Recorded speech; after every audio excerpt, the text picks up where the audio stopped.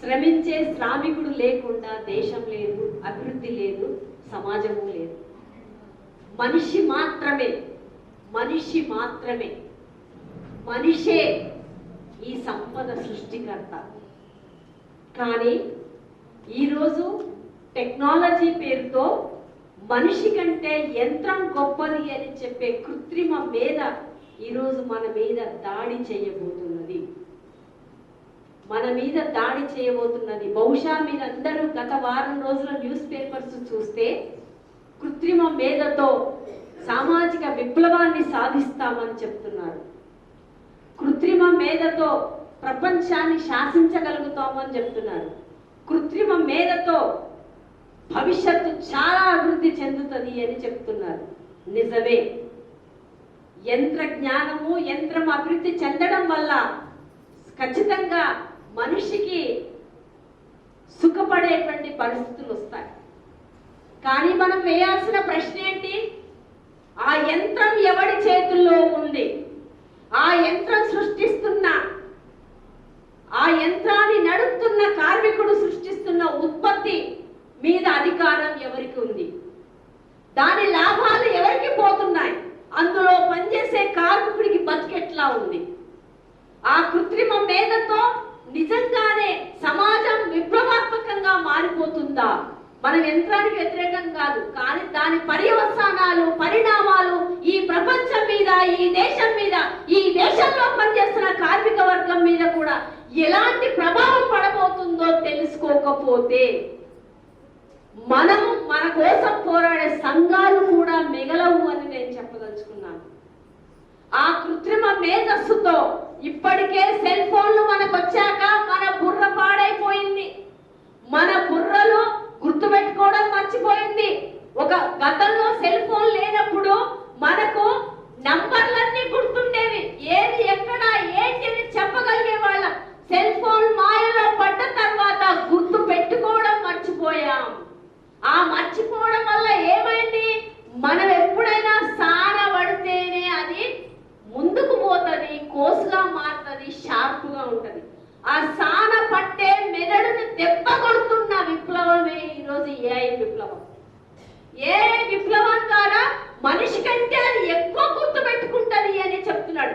Yes, మేము ప్రశ్నిస్తున్నాం, నిజమే, టెక్నాలజీలను ఒక మెమరీ ద్వారా గుర్తు పెడుతున్నాం. కానీ మేము వేస్తున్న ప్రశ్న ఏంటంటే, దాన్ని తయారు చేసింది ఎవడు? మెషిన్ తయారు చేసిందా? ఒక మెషిన్ తయారు చేసిందా? మెషిన్ మనిషి తయారు చేసిందా? మనిషి శ్రమ తయారు చేసిందా? శ్రమశక్తి తయారు చేసిందా? మానవుడు తయారు చేశాడు. ఇది మనం గుర్తుపెట్టుకోవాలి. మనిషి లేకుండా సాంకేతిక విప్లవం లేదు, మనిషి లేకుండా యంత్రాల విప్లవం లేదు. మేము అడుగుతున్న ప్రశ్న ఏంటంటే, ఈ సమస్త మానవాళి కోసం నువ్వు కృత్రిమ మేధను తయారు చేస్తే మరి వేల మంది, లక్షల మంది ఉద్యోగాలు కోల్పోతున్న వాళ్ళ పరిస్థితి ఏంటి అని మనం ప్రశ్నిస్తున్నాం. ఈరోజు ఒక ఆఫీసులో ట్రాన్స్లేషన్ స్టడీస్ అనే ఒక కోర్సు ఉంది. ఇప్పుడు ఆ కోర్సు కోసం పీజీ చదివి, పిహెచ్డీ చదివి పుస్తకాలని, పెద్ద పెద్ద గ్రంథాలను ట్రాన్స్లేషన్ చేస్తున్నాం. కానీ ఇప్పుడు ఏఐ వచ్చినాక ఆ ట్రాన్స్లేషన్ మెషిన్ చేసి పడేస్తుంది. అది ఎంత బూతుడు ఉందన్నది వేరే విషయం, ఎంత తప్పులు ఉన్నాయన్నది వేరే విషయం.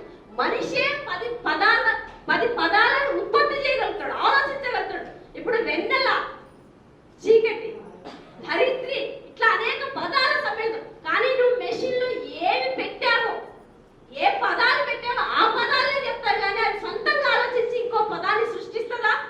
సృష్టించలేదు. కేవలం మనిషి మాత్రమే సృష్టిస్తాడు. అది మన గొప్పతనం, మనుషులుగా మనం పుట్టడంలో ఉన్న మన గొప్పతనం. అందుకని ఈరోజు ఆ కృత్రిమ మేధ విప్లవము ఖచ్చితంగా ఈ దేశ సంపద మీద, ప్రపంచ సంపద మీద ఎవడైతే కన్నేసి ఈరోజు కోట్ల బిలియన్ డాలర్లు సంపాదించాడో వాడి వశం అవుతున్నది. ఇప్పుడు తెలంగాణలో కూడా, ఇండియాలో కూడా ఆ కృత్రిమ మేధకు సంబంధించిన చిప్పులు తయారు చేసేది ఇక్కడ పెడుతున్నాం పరిశ్రమలు అని చెప్తున్నాడు. ఎస్, ఆ పరిశ్రమ తయారయ్యాక, ఒక యంత్రం తయారయ్యాక దానికి ఒక లిమిటేషన్ ఉంటుంది. మనిషికి లిమిటేషన్ ఉందా? 70 ఏళ్ళు 80 ఏళ్ళు మనిషి పనిచేస్తాడు, యంత్రం పనిచేస్తుందా? జీవితకాలం అంతా యంత్రం పనిచేస్తుంది, దానికి టైం లిమిట్ ఉంటుంది. కానీ ఈరోజు ప్రచారం ఎట్లా జరుగుతుంటే మనకు కూడా తెలియకుండానే వర్కర్స్ గా, మనము ఎంప్లాయీస్ గా, మాట్లాడటం, దాన్ని సృష్టించిన మనిషిని మనం మాట్లాడడం. ఈరోజు అందుకనే ఈరోజు రోబోలు వచ్చినా, కృత్రిమ మీద వచ్చినా మనిషి స్విచ్ చేయకుండా ఏది పని చేయదు. శ్రమశక్తి లేకుండా, మానవ శ్రమ లేకుండా ఏ సంపద పెరగదు. స్పీడప్ యంత్రం ఏం చేస్తుందంటే స్పీడప్ చేస్తుంది ఉత్పత్తిని, కానీ స్విచ్ చేసేది మనిషి మాత్రమే. దాని ప్లేస్ లో రోబోని పెడతాడు అనుకో, రోబో దానికి నువ్వు ఎంత టెక్నాలజీని ఎంత ప్రోగ్రామింగ్ చేసావో ఆ ప్రోగ్రామ్ ప్రకారం పనిచేస్తారు, అది పనిచేయదు. అందుకనే ఈరోజు ప్రపంచ కార్మిక వర్గం ముందున్న ఒక సవాల్ ఏంటంటే యంత్రం గొప్పది, మనిషి గొప్ప కాడు అని చూపించే ఒక ప్రమాదకరమైన ధోరణి మన మీద స్వారీ చేస్తుంది. దీని మీద మనం పెద్ద ఎత్తున పోరాటం చేయాలి. ఎస్, సాంకేతిక విప్లవాన్ని ఆహ్వానిస్తాం, కానీ కోల్పోతున్న ఉపాధి, కోల్పోతున్న జీవితమే లేకుండా పోతున్న కార్మిక వర్గానికి నువ్వేం చేయదలుచుకున్నావు? ఏం ఆల్టర్నేటివ్ చూపిస్తున్నావు? నిరుద్యోగ సైన్యాన్ని సృష్టిస్తున్నావా? అరాచక గుంపును సృష్టిస్తున్నావా? దేన్ని సృష్టిస్తున్నావు? దాన్ని ఢీకొట్టడానికి నువ్వేం చేస్తావు అనేటువంటి విషయాన్ని కూడా మనం చర్చ చేయాల్సి ఉంది. మన టీయూసీఐగా మనం చర్చ చేయాల్సి ఉంది. రెండో విషయం, మీరందరూ మొన్న ఒక విషయాన్ని చూసింటారు. మోడీ పక్కన ఉన్న ఇంటి పక్కనున్న ముస్లిము గొడ్డుకూర తింటే పక్కనున్న హిందూ ద్వారా ఫైట్ చేయిస్తున్నాడు. గొడ్డుకూర తింటాడు, వీడు మనిషే కాదు అని ముస్లింల మీద పోరాటం చేస్తున్నాడు, క్రిస్టియన్ల మీద పోరాటం చేస్తున్నాడు. మరి ఒరే నీచుడా, అమెరికా వాడు కండ కావడంతో అత్యంత దుర్మార్గంగా పట్టకూటి కోసము పొట్ట పట్టుకొని బతుకుదనం కోసం అమెరికా వెళ్ళిన వాళ్ళని దొంగ వీసాతో దొంగగా ఈ దేశంలోకి వచ్చారని గెంటేస్తుంటే నీ దేశభక్తి ఏమైందని మనం ప్రశ్నిస్తాం. ఓ మోడీ, నువ్వు ఇంత దేశం కోసం ప్రాణత్యాగము, సైన్యము అని చెప్తావే, మరి నీ దేశాన్ని అవమానపరిచి నీ దేశ శ్రామిక వర్గాన్ని, నీ దేశ మనుషుల్ని అక్కడ పనిచేస్తుంటే దొంగలుగా చేసిన నీ వేరే వేసి ఇండియాకు పంపిస్తుంటే నువ్వెందుకు మౌనంగా ఉన్నావు? ఎందుకు మాట్లాడలే? ఎందుకు ప్రశ్నించలే? నీ దేశభక్తి ఏమైంది అంటే నీ దేశభక్తి అంతా బూటకమే అనేటువంటిది మా కార్మిక వర్గం అర్థం చేసుకుంటుంది. నాకు కొన్ని ప్రశ్నలు వచ్చాయి ఘటన చూశాను. ఏంటని? ఎస్, చొరబాటుగా ఆశ కోసం, సంపాదన కోసం, డబ్బు కోసం, పైసల కోసం ఈడ బతుకుదరు లేదు కాబట్టి ఆడ బతుకుదరు డాలర్తో మన కుటుంబాలు బతుకుతాయని పోయింది అనుకో. దొడ్డిదారిన పోవడానికి మార్గం కల్పించింది ఎవరు? ఈ దేశంలో ఉన్న ఏజెన్సీలు కాదా? ఆ దేశంలో ఉన్న ఏజెన్సీలు కాదా? వీళ్ళది ఎట్లా తప్పైతుంది? ఆ ఏజెన్సీలను ఎందుకు రద్దు చేయలేదు? రద్దు చేయకపోగా పైగా నువ్వేం చేస్తావు? వీళ్ళని నేరస్తులు చేస్తావు. ఈ దొంగ ఓడి ఇప్పుడు పోయి అక్కడ ట్రంప్ దగ్గర కూర్చొని సంతకాలు చేస్తున్నాడు. చమురంట అవంట. వాడు ఓపెన్ గా చెప్పిండు ట్రంప్, భారతదేశానికి కూడా అన్ని నిబంధనలు వర్తిస్తాయి. ఎగుమతి నిబంధనలు వాడు సవరిస్తున్నాడు. అంతర్జాతీయ ఎగుమతి నిబంధనల్లో భారతదేశానికి ఏమాత్రం తగ్గించను చేస్తాను అంటే నీవు ఈ దేశ ప్రజల్ని, ఈ దేశ కార్మికుల్ని, ఈ దేశ సమూహాన్ని, ఈ దేశ మనుషుల్ని, మహిళల్ని, రైతుల్ని, వ్యవసాయ కూలీలని, అట్లాగే యువకులని, విద్యార్థులని అందరినీ కూడా నువ్వు అమెరికాకు నీ పాంచంలో రాని పెడితే చూస్తూ మేము నిజమైన దేశభక్తిగా కార్మికులం, మేము నిజమైన దేశభక్తితో శ్రమను అందించేటువంటి మనుషులం, ఈ దేశ సమాజ అభివృద్ధికి మనుషులు పాటుపడే వాళ్ళం. నీవు ఇష్టారాజ్యంగా ఈ దేశాన్ని రూలింగ్ చేస్తా అంటే నిన్ను మేము సహించం బిడ్డ అని హెచ్చరిక చేయాల్సిన ఒక రాజకీయ సందర్భంలో మనం ఉన్నాం. చమురు ఉత్పత్తి పంపకాలు చేస్తారట, ఇంధనముని సరఫరా చేసుకుంటారట, ఒప్పందాలు చేసుకుంటారు. ఆ ఒప్పందాలన్నీ కూడా విపరీతమైన అసమాన ఒప్పందాలు. వాళ్ళ కోసం ట్యాక్సులు, పన్నులు చెల్లించేవన్నీ ఎవరి మీద వేస్తున్నారంటే రోజువారీ బతుకుతూ రోజు మనం కొనుక్కునే ప్రతి వస్తువు మీద ట్యాక్స్ల రూపంలో విపరీతంగా వసూలు చేస్తున్నాడు. మనకు మాత్రం ఉద్యోగాలు లేవు. ఉన్న ఉద్యోగాలను కూడా కల్పించకుండా చేస్తున్న పరిస్థితి. ఇది ఎందుకు మాట్లాడుతున్నామంటే ఈ రోజు ప్రపంచంలో ఇప్పుడు మనకు వస్తున్న జీతంతో బతుకుతున్నాం, కష్టపడుతున్నాం, తిండికి లేకపోతుంటున్నాం. కానీ ఇది మాత్రమే మనిషి జీవితం కాదు అని చెప్పదలుచుకుంటున్నాం. మనిషి జీవితం చాలా ఉంది, చాలా చేయాల్సి ఉంది. మనం ఆ మనిషి జీవితం చేయాల్సిన దాంట్లో ఈ రోజు అంత దుర్మార్గమైన దాడి మన కార్మిక వర్గం మీద. ఈ ధరలు పెరగడానికి కారణం ఏంటి అనేది, ఆ కారణాల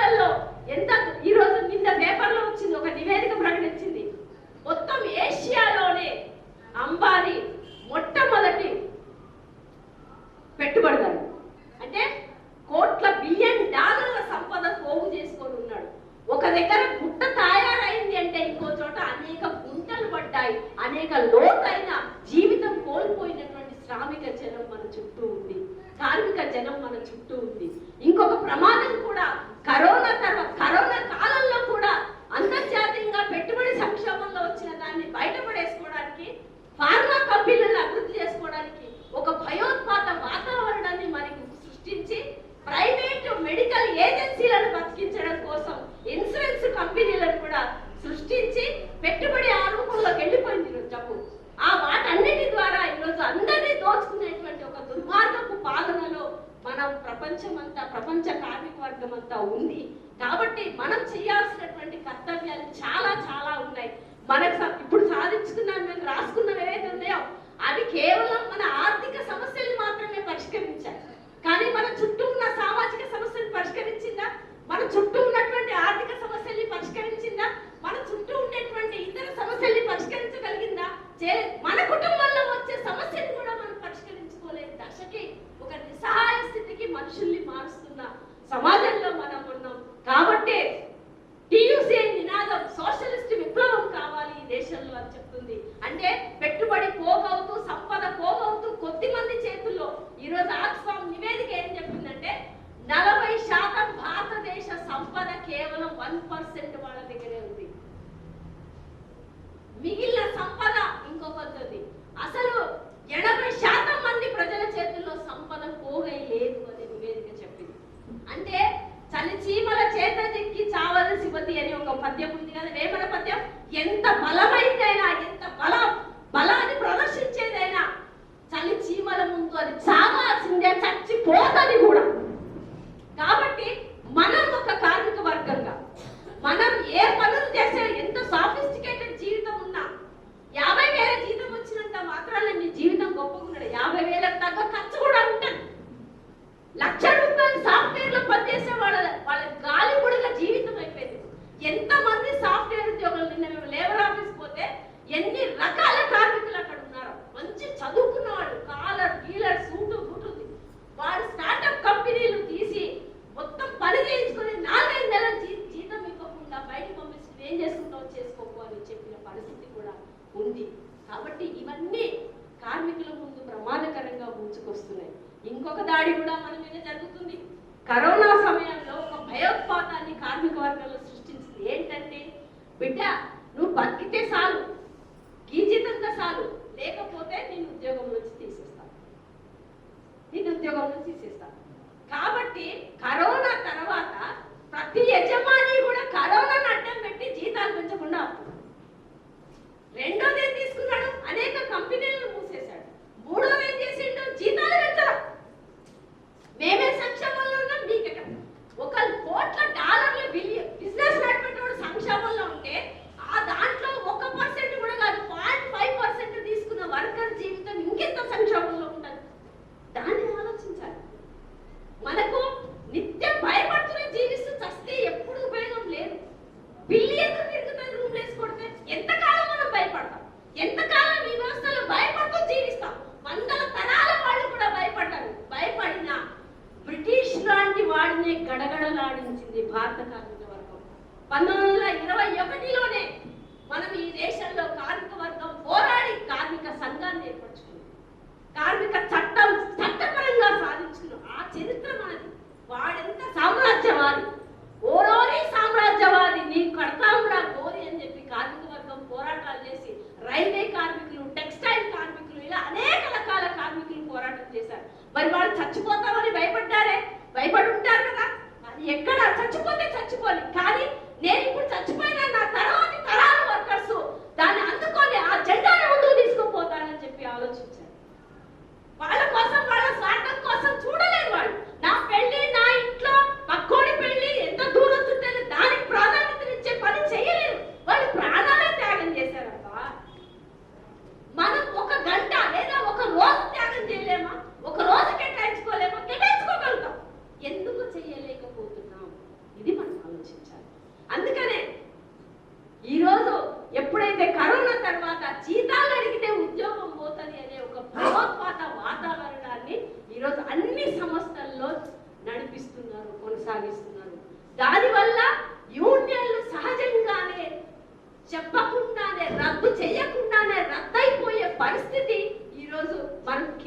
ఉత్పన్నమై ఉంది. అది ఈరోజు మనం ఎదుర్కొంటున్న సవాల్, మన కార్మిక వర్గం ఎదుర్కొంటున్న సవాల్. 10 మంది 20 మందివి 100 మందివి కలిస్తే ఎవడు ఏం చేయదు. ఒక ఉద్యోగం తీస్తే ఇప్పుడు మీరు విన్నారు కదా, 4 ఉద్యోగం ఉంటారు. నేచర్లో తీస్తే వాళ్ళు అవుట్ సోర్స్ ఎంప్లాయీస్, కాంట్రాక్ట్ కూడా కాదు. కానీ కొన్ని పేపర్లు సంపాదించి ఫైట్ చేస్తే ఆ 4 ఉద్యోగం ఇవ్వకపోయినా వాళ్ళ కంపెన్సేషన్ నేచర్ క్యూర్ హాస్పిటల్ నుంచి ఇప్పించాం. ఎందుకు? అది మన హక్కు. నువ్వు ఎట్లా పడితే తీసేయడానికి నీకు లేదు. కార్మిక చట్టపరంగా ఫైట్ చేస్తాం. లేకపోతే నువ్వెవర్రా నన్ను తీసేయడానికి? యాక్చువల్గా నువ్వే వద్దు, నేను కష్టం చేసుకునే శ్రమ చేసుకునే శక్తి నాకు నువ్వు కాకపోతే నేను ఇంకో చోట పోయి పనిచేస్తాను అని అనాలి. కానీ గచ్చగచ్చ పడుకుంటూ భయపడితే మీరు భవిష్యత్తు కార్మికోద్యమానికి నష్టం చేసిన వాళ్ళం అవుతామని కూడా మీకు చెప్పదలుచుకున్నాను. అందుకనే ఒక తీవ్రమైన సంక్షోభం దేశంలో మోడీ గవర్నమెంట్ ఒకవైపు నీ పాంచం దొరాని బడా పెట్టుబడికి ఫైనాన్స్ క్యాపిటల్ కి నీ పాంచం దొరాని చెప్తున్న పరిస్థితి ఒకవైపు ఉంది. ఇంకొక వైపు కార్మిక సంఘాలే లేకుండా చేయాలి, కార్మికుల మధ్య విభజన రాజకీయాలు చేయాలి, వలస కార్మికులకు వ్యతిరేకంగా స్థానిక కార్మికులు పోరాటం చేసే ఒక కొత్త అధ్యాయాన్ని రేపు రాబోయే రోజుల్లో మనం ఎదుర్కోబోతున్నాం. నిజమే, భవన నిర్మాణ రంగంలోకి విపరీతంగా వేరే కార్మికులు వచ్చారు. దానికి ఏం చెప్తున్నారు? స్థానిక కార్మికులు కష్టించి పని చేయలేకపోతున్నారు అని ఇతర రాష్ట్రాల కార్మికులతో పని చేపిస్తున్నామని చెప్తున్నారు. మనం ఏమంటున్నామంటే అక్కడ బతుకు తెరువు ఆ రాష్ట్రాల్లో ఉంటే ఇక్కడికి ఎందుకు వస్తారు? ఇల్లును వదిలేసి, కుటుంబాన్ని వదిలేసి, పిల్లలను వదిలేసి, చదువులు వదిలేసి ఎందుకు వస్తారు ఇక్కడికి? వాళ్ళు అవసరం ఏంటి వాళ్ళకి? అక్కడ బతుకు తెరువు లేదు. మరి ఓ ప్రభుత్వం ఏం చేయాలి? వర్గానికి వ్యతిరేకంగా పోరాటం కాదు, అక్కడ బతుకు తెరువు కోసం ఆ కార్మికులు మనం సంఘటన చేయాలి. అంటే మన మీద ఉన్న టాస్క్ ఏంటంటే మనము కార్మికుల కొత్త గొప్ప మల్టీ భాషలు వచ్చేవాళ్ళు ఆ భాషల్ని డెవలప్ చేసుకొని ఆ కార్మికుల్ని కూడా మనం ఆర్గనైజ్ చేసి ఈ వ్యవస్థలో ఉన్న దుష్టత్వాలకు వ్యతిరేకంగా పోరాటం చేయాలి. అసలు అమెరికా వాడు ఇండియన్స్ ని పంపిస్తే ఇక్కడున్న కార్మిక వర్గం అంతా భయపడిపోయి జీతాలు అడగకుండా ఉండి వాడు ఇంకా లాభాల గుట్టలు పెంపొందించుకోవాలని ఒక లక్ష్యం కూడా దీని వెనకాల ఉంది అనేది వస్తుంది. అటు అమెరికన్ ప్రజలకి హెచ్చరిక, కార్మిక వర్గానికి, ఇండియన్ కార్మికులు కూడా హెచ్చరిక చేస్తున్నటువంటి పరిస్థితి ఉంది. కాబట్టి ఒక గట్టు కాల పరిస్థితి, ఒకవైపు చట్టాల నిరాకరణ, కార్మికులకు చట్టాలే ఉండద్దనేది, ఇంకొక వైపు మొండి వైఖరి, ఇంకొక వైపు కార్మిక శాఖ ఏ మాత్రం పని చేసేది పని చేయకుండా ఉండే పరిస్థితిని కల్పించి ఇట్లా ఒక ఏటికి ఎదురీతున్న సిచ్యువేషన్ లో మనం ఉన్నాం. అట్లనే ఎదురీతున్న మన సంక్షోభము నుంచి మనం బయటపడేసే విధంగా మన యాక్టివిటీ ఉండాలి. అందుకనే నూతనంగా ఎన్నుకోబడ్డ కార్మిక వర్గ నాయకత్వానికి తప్పనిసరిగా భవిష్యత్తుని ఒక గొప్ప పోరాటాలని మనం నిర్వహించాలి. టీయూసీ తీసుకునేటువంటి అన్ని కార్యక్రమాలలో మనమే కాదు మనతో పాటు కార్మిక వర్గాన్ని సమీకరించాలి. టీయూసీ జిల్లా కమిటీ సమావేశాలకి ఇప్పుడు ఎన్నుకోబడ్డ జిల్లా కమిటీ సభ్యులందరూ 45 రోజులకు ఒకసారి సమావేశం పెడతాం. తప్పనిసరిగా ఆ సమావేశానికి హాజరయ్యి అక్కడ అన్ని కార్మికుల సమస్యలు మనం తెలుసుకున్నప్పుడు మన మధ్య ఐక్యత కూడా డెవలప్ అవుతుంది. ఆ రకంగా మనం ముందుకెళ్ళి ధైర్యంతో పోరాటం చేయడానికి ఉంది. మనకి సమయం లేదు, కానీ అనేక స్ట్రగుల్స్ లో రోజుల తరబడి త్యాగం ఈరోజు కొనసాగుతుంది. ఒక చిన్న మాట చెప్పి ముగిస్తా.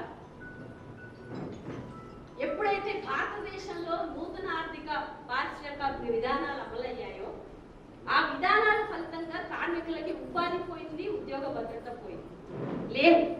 ఆ సందర్భంలో కార్మికులను చైతన్యవంతం చేసి కనీస వేతనాలు అమలు చేయండి రా అని చెప్పి చిన్న వీధి నాటికలు 1989లో ఈ దేశంలో సఫ్దర్ హష్మి అనే పేరు మీరు విన్నారో లేదో, సఫ్దర్ హష్మి వీధి నాటికలు వేస్తూ అందరినీ కార్మిక వర్గాన్ని చైతన్యం చేస్తూ పోరాటం చేస్తున్నాడు. పోరాటం కాదు, కార్మిక వర్గం చైతన్యం చేసేది మాత్రమే. కానీ యజమాని వర్గం, పెట్టుబడిదారి వర్గం అతన్ని సహించలేకపోయింది, సమూహంగా ఇంటి మీద దాడి చేసి చంపేసింది. ఆ బాటని పట్టుకొని ఆయన భార్య కూడా అదే చైతన్యాన్ని అందిస్తూ కార్మిక వర్గాన్ని చైతన్యవంతం చేసే పాత్ర పోషిస్తూ ఒక నాట్య మండలిని ఏర్పరిచి దాని ద్వారా చైతన్యం చేసింది, చంపేసింది.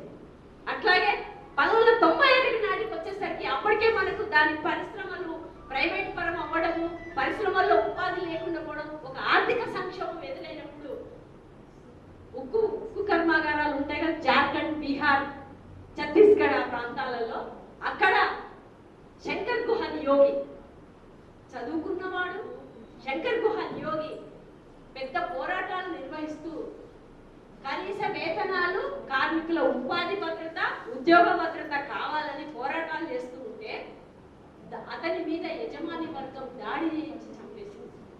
అందరి ముందు చంపేసింది. అయినా ఉద్యమం ఆగలేదు. చంపేసిన అతని బాటలో మేము ప్రయాణిస్తామని చెప్పి వాళ్ళు పోరాటం చేశారు. ఇవి ఎందుకు చెప్తున్నామంటే త్యాగం లేకుండా, ఘర్షణ లేకుండా మనకు మార్పు రాదు. ఒక తల్లి పిల్లని ప్రసవించాలంటే 9 నెలలు మోయడమే కాదు, చాలా పెయిన్ అనుభవిస్తుంది, చాలా నొప్పి భరిస్తుంది. నొప్పి భరించి ఈ సమాజానికి ఒక నూతన జీవాన్ని, జనాన్ని, మనిషిని ఇస్తారు. ఏ త్యాగమైనా ఒక మొక్క విత్తనం మొలకెత్తాలంటే విత్తనం భూమిని ఛేదించుకుని మాత్రమే మొక్కగా మారుతుంది. ఆ పోరాటాలు లేకుండా ఏది కూడా సాధ్యం కాదు.